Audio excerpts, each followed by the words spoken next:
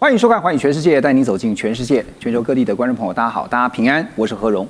两岸大事国际焦点，深度剖析，打开视野。透过 YouTube 收看朋友，请您帮我们按赞、订阅加分享，动手开启小铃铛。也欢迎您告诉我们在哪个城市打卡收看。欢迎大家多多的表达您的观点与意见，跟我们互动交流一下。好，来欢迎今天的3位来宾。首先是淡江大学日本政经研究硕士班教授蔡喜勋老师。大家好，我是蔡喜勋。好，另外是前大使资深外交官邱文基大使。何荣好，各位朋友大家好。还有军情与航空网站主编施孝伟教兄。主持人好，大家好。好，观众朋友，我们都知道，美以伊这场军事冲突呢，从2月28号开始以来呢，到今天3月28号，1个月了，还没有结束。现在外界最关心的就是，到底这场战争要什么时候结束，以及它会如何结束。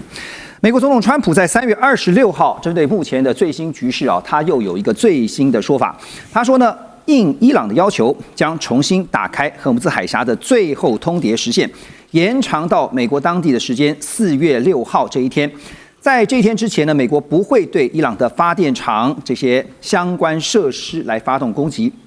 但立刻遭到伊朗方面的否认了，说没有要求美国暂停攻击这件事情。而另一方面呢，美国国务卿 Rubio 3月27号在法国参加 G7 外长会议时呢，向欧洲的盟友表示，对伊朗的战争还会持续1个月，而美军可以在不派出地面部队的状态下完成战争目标。可是《华尔街日报》呢，却又报道说，美国的这个五角大厦正打算加派上万名的地面部队，包括现在我们所知道的2栖作战部队，还有第82空降师等等，前往中东地区，让川普在和伊朗谈判的时候有更多的军事选项可以运用，也就是呢，拿军事力量作为他的后盾，那到时候跟伊朗谈判呢，增加对伊朗谈判的压力。不过伊朗方面也听到了，他们说我们准备好了，100万大军等着美军来。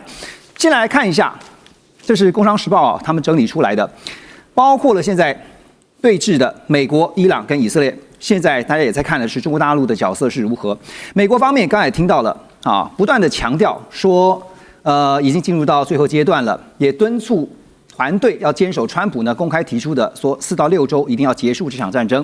另外呢，不断的强调说是伊朗非常渴望达成协议好，但是伊朗说没有这回事，而且呢，现在呢也针对美方所提出，在这个礼拜我们知道他们提出了15点的和平提案。但是呢，伊朗立刻就提出了抛出这个结束战争的5个条件。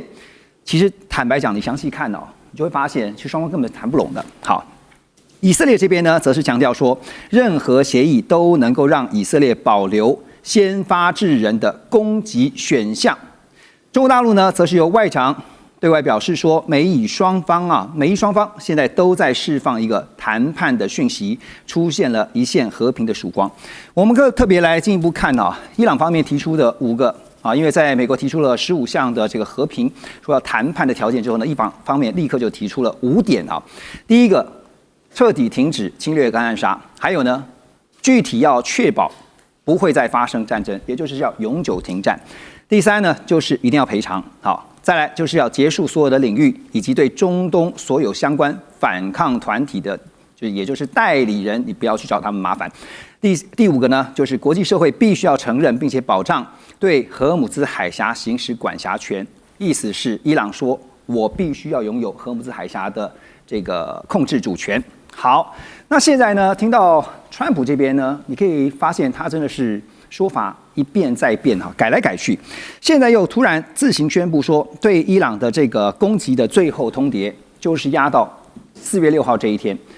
4月5号，大家知道在美国这边要欢庆的是复活节所以压在这一天背后到底有什么策略？所以我请教大使您觉得现在不管是美国也好，伊朗也好，其实双方都很想谈，是这样子吗？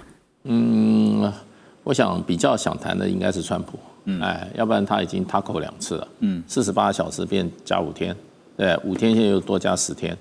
那他也没有把战争增高，因为这个基本上他如果真的就他所警告的，你不谈我就要打你的电厂跟你的能源设施的话，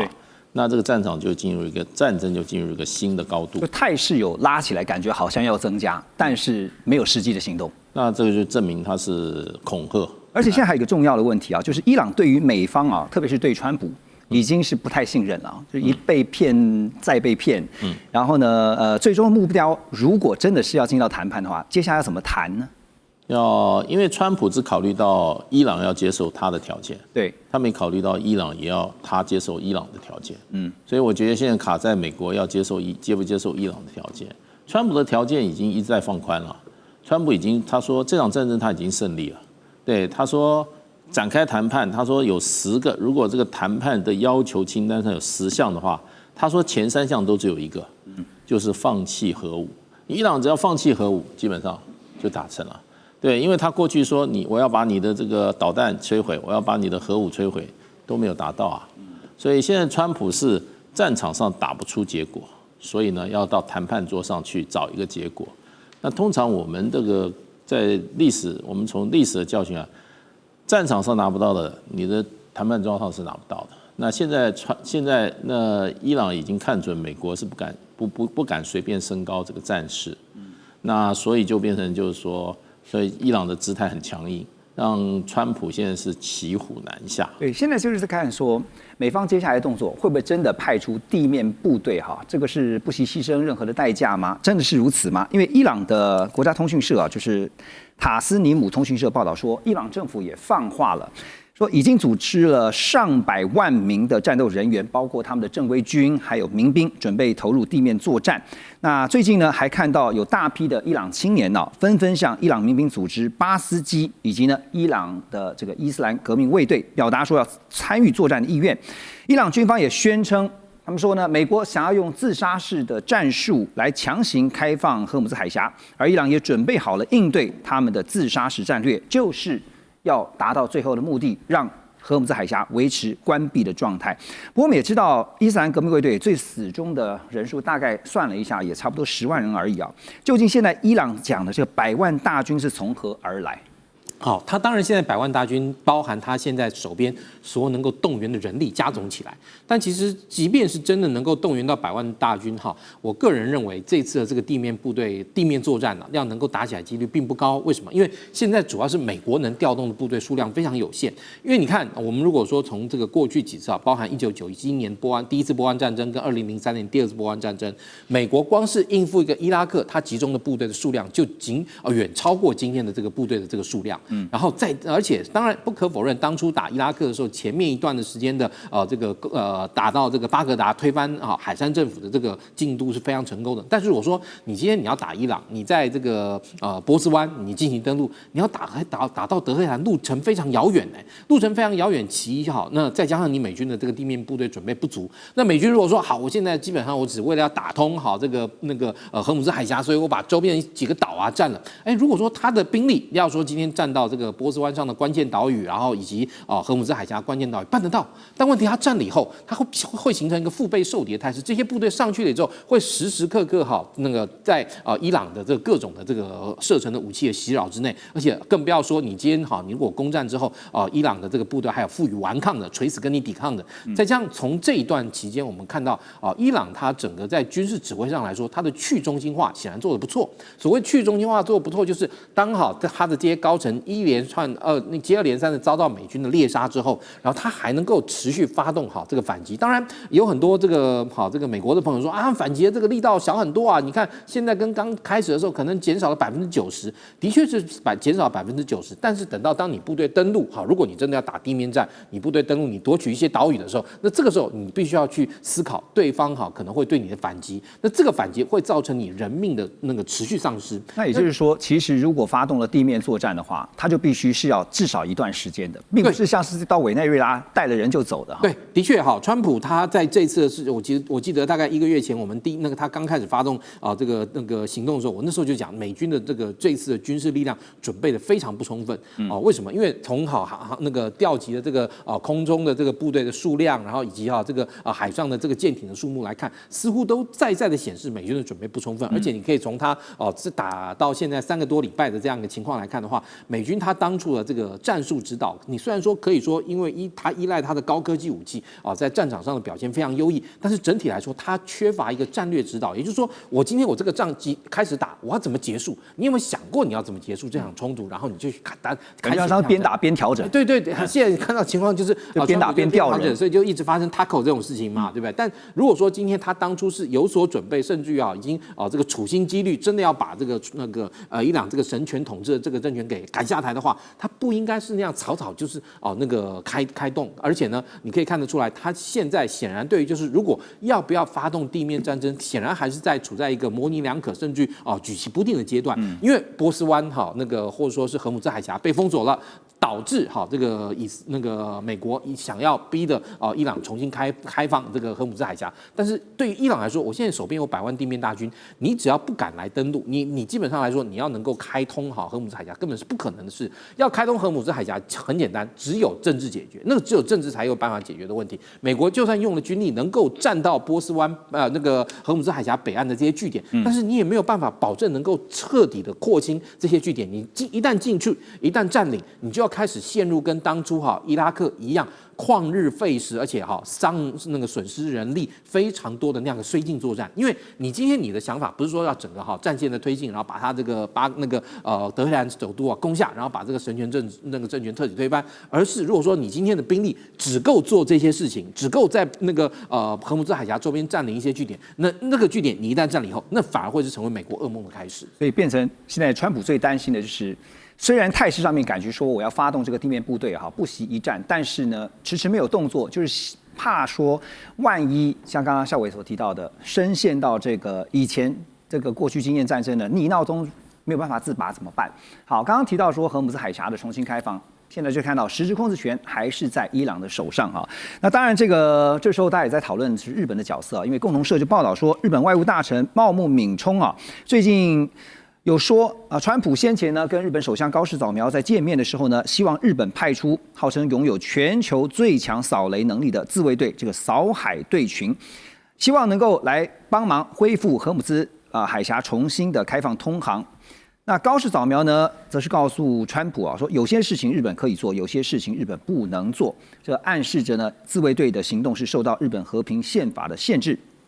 不过，茂木敏充也表示在美伊达成停火以后，日本方面就有可能派遣自卫队去参与扫雷的工作。所以，香港巴士底报分析说，日本将扫雷舰队派到海外执行扫雷任务这很可能会成为自卫队突破海外派兵限制的一个借口。所以，问题来了，在停火之前，照高市早苗目前的说法，日本自卫队的扫海队群应该是不会有任何动作的吧？应该是不能够出去的，因为高市早苗在见川普的时候已经讲得非常的清楚。虽然说川普底下的人他应该是在联合国的大使曾经讲过，日本会派出去。那日本的话，他是做一个否认，而且是在国会的时候，他也会去做咨询，到底我们自卫队会不会派出去？不管是高市早苗或是小泉防卫大臣，他一再会讲，现阶段我们没有要派出去。为什么没有派出去？因为现在还是在一个叫做战斗的状况之下，他们不讲战争，他讲叫战斗，因为战争跟战斗有点不一样。战争的话是战争要有一个结束，而战斗的话持续的情况，他们是不会派出去。意思就是说，日本也不愿意被卷入这场战事。不会，应该是不会。不过，如果说这一场战斗已经是告一段落结束，已经没有在所谓的火炮了、飞弹射来射去的话，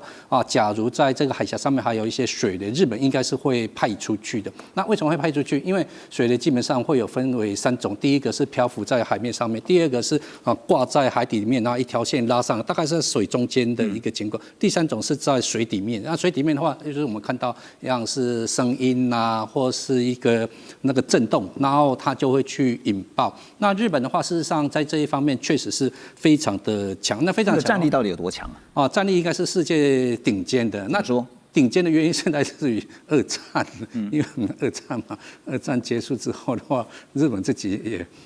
放了很多的水雷，自己也放了55000颗。他对放水雷跟扫水雷才会这么有经验。他们自己也放了55000颗，你总是要清啊。那美国那时候也放了11000颗，总共加起来是66000颗啊。你放在你们家附近，你自己总是要去扫，所以他这个技术有留下。然后又会牵扯到韩战，因为那时候的北韩就跟苏联用了应该是4000颗。那4000颗的话，你放上去之后，美军不能够上岸，它也就情请日本，那时候虽然不叫做海上自卫队，但是它的前身就是警卫队的感觉，他还是去帮他扫。那一扫之后的话，所以日本的技术在这一块它是有一贯下来。蔡老师，现在日本的说法是说，等到战事结束。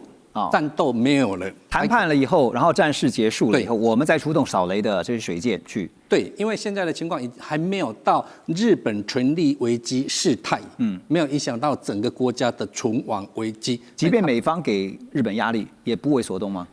不会动，不会动。为什么？因为他在国会一直在问这一个问题。川普呢，事实上有讲7次 step up。他们也去问他什么叫做 step up。step up 的话，可能要是我们两个国家的话，会合作会更紧密啦，日美同盟更紧密啦。当然，我们也猜出可能川普需要我们去派，但是川普也不敢开口说你就派，他也没有明讲。那在法律上面，日本他也跟他讲，我们有些可以做，有些是不可以做。我们已经跟你讲得非常的清楚了，现阶段还在战斗之下，他是不会派出去，也不可以派出去。所以我们看日本现在这个角色其实蛮尴尬的哈，夹在这个美国的压力之下，但是呢，他也必须考量伊朗方面，如果他真的派出了扫雷舰，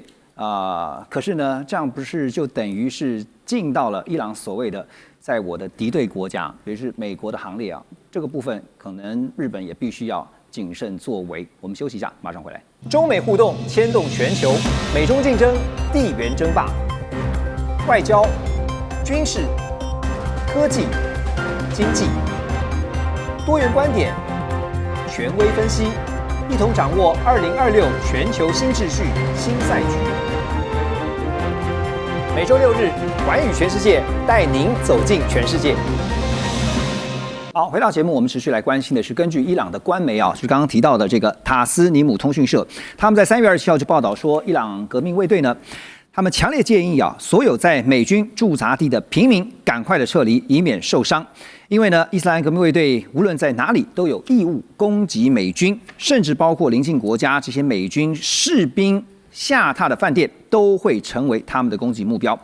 伊朗武装部队发言人也表示说呢，当美军进入到这些饭店的时候，那些饭店呢就成为美国的一部分，意思是美国人在哪里，我们就打到哪里。好，路透社呢另外也报道说，伊斯兰革命卫队内部还有更鹰派的人士主张应该要发展核武来反击美国。所以美国副总统范斯26号在会议这个内阁会议上面也暗示，他说伊朗有可能在背心里面要装置核子武器来进行自杀式的攻击，但是这个相关是不是真的是如此可能是有些资料在手上吗？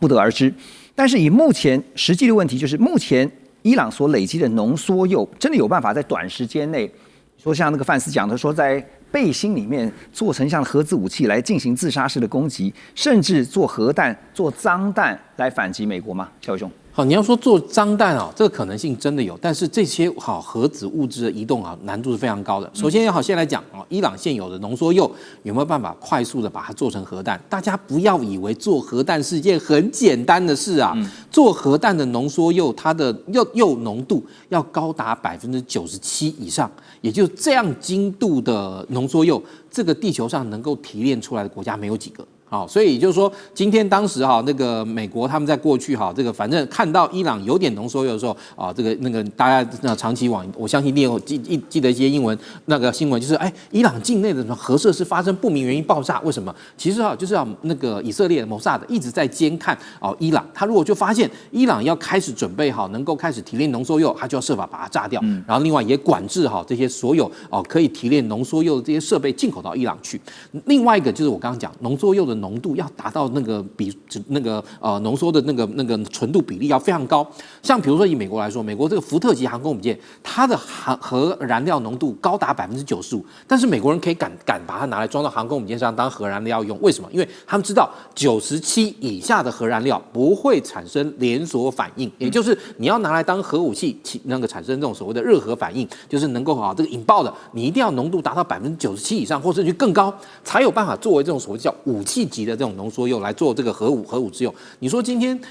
那个伊朗在这么多年来饱受制裁，而且或者说好不容易弄那么一点点的就被这个那个以色列人被美国人这样炸，那你说他能够有足够的那个核弹那个核燃料来做核武器的话，我个人觉得没那么容易。而且今天你要做这个核武器，你也要经过一系列这个测试，比如说包含临界测试，或者是真正要试爆。像比如说金正恩，大家都知道他现在手边有核武器，为什么？因为他爸还在世的时候，这个金正日就在这个地球上搞了一个小型的这个那个地震他那个地震一震，大家都知道，哎呦，原来北韩真的有。好，那这个时候你说伊朗你连门槛都还没有，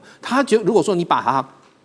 当初跟我们民国70年代张献义那个时期搞这个核武器类比的话，他基本上那个时候张献义把这个资料拿出去的时候，是让美方知道我们能够在6个月之后能够弄出来。但是如果说现在假设，即便伊朗在被美国跟那个以色列攻击的时候，达到当初那个张献义丢文件的这个水准的时候，这时候你其实你真的东西做出来，你要拿什么东西丢出去？当然你说他有很多这个地对地弹道飞弹，可以飞个这个2000公里、4000公里等等，这些我都同意。但问题是说，你今天你这个东西两个要结合，能够射出去成功才能够算数。也就是说，有这个能力不见得有这样的一个程度对，而且范斯的说法，我们这样来看的话，其实不也正在合理化，就是这次美国出兵伊朗的一个理由吗？好，那现在就讲说，伊朗呢现在威胁说要对于邻近的国家的饭店，还有包括了美军基地攻击而且说反正呢你这个军事官下榻的饭店都成为我伊朗攻击的目标，这背后的战略目的要怎么看呢？大使？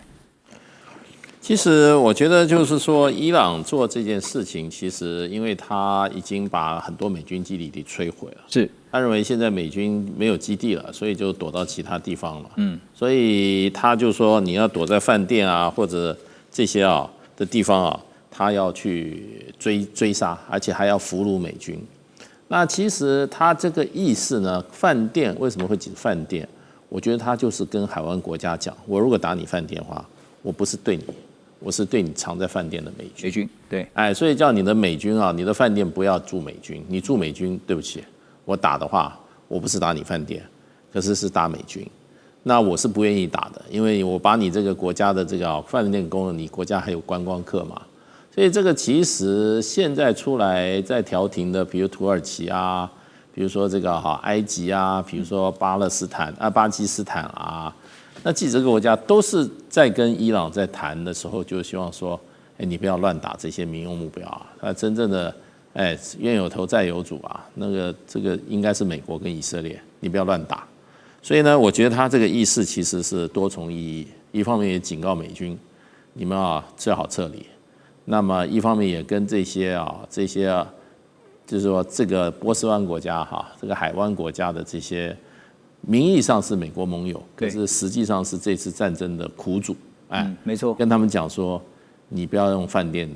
让这些美军躲在里面。但是大使，您觉得？那我也都打你饭店了。您觉得这样的一个说法，就是现在做了这样的宣布会不会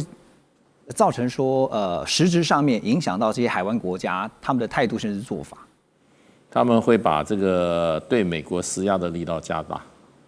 那个很多西方媒体包括什么 New York Times 的说，而且他们现在对伊朗这个什么要准备叫美国人继续打伊朗，然后他们自己可能出兵，我认为那是胡扯八道。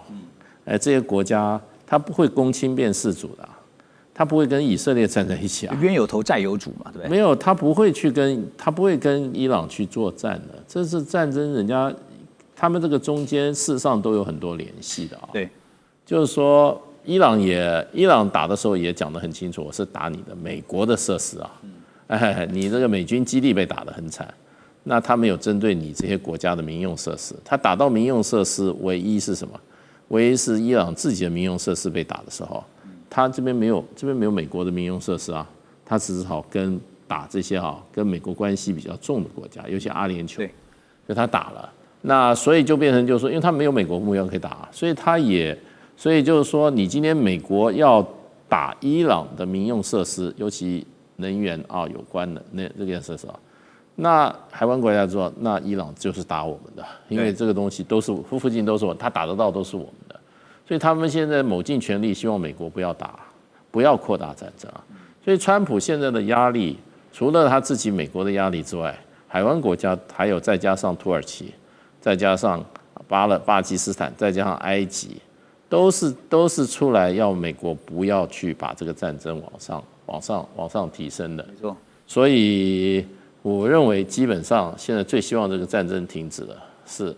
海湾国家。海湾国家现在的想法也是，这个战争是你美国发动的，可是呢，现在受害的，像您刚刚讲说，最大的苦主是我们，因为被打的、被这个毁损的，虽然是有美国的军事基地，但是也有一些部分的民用设施，就是在我们这些国家的境内啊。那但是问题是，根本对你美国没有什么样的一些影响。好，那当然现在重中之重。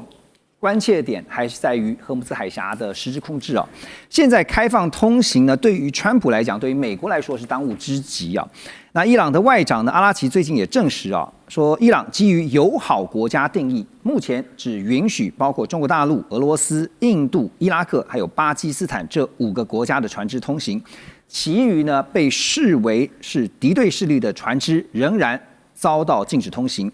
这个5个国家里面呢，我们看到没有日本。好，所以日本在处理上呢，刚刚莱特提到，显得格外的谨慎。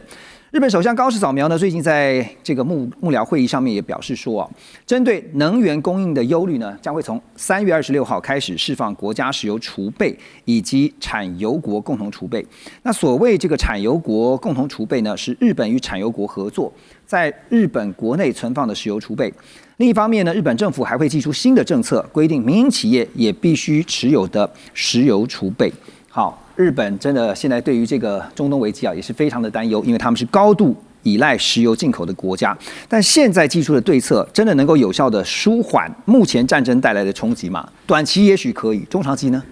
中长期的话，事实上日本他有去做一个分析啊。美国打这一场战争是打的兵器战，但是伊朗打的是一个价格战。所以川普看起来会显得有点焦虑。为什么？因为价格往上升。川普讲的说，我们的石油只有1%从那一个海峡过来，其他的国家只有90%多。不过我们要看一下，其他国家如果价格往上涨的话，自动会带动美国的一种价格上涨。那日本的话，他们就会感受到它的压力。虽然说他会去释放我们讲的储备石油，应该是3月16跟3月26日的话会持续的一个释放，他希望把市场的价格会往下来。那往下来的话，你也看到川普为什么会讲什么24-48小时改6天啊？改6天的原因就是这样，希望让价格一起往下降。看着油价在说话的，这是看着油价在，所以他们发现川普就是你会跟市场去对。那伊朗有抓到这个点。那他们去担心到说，因为70年代有2次的石油危机啊，会造成物价一种通膨，所以现在日方它就是跟 IEA 32个同盟国，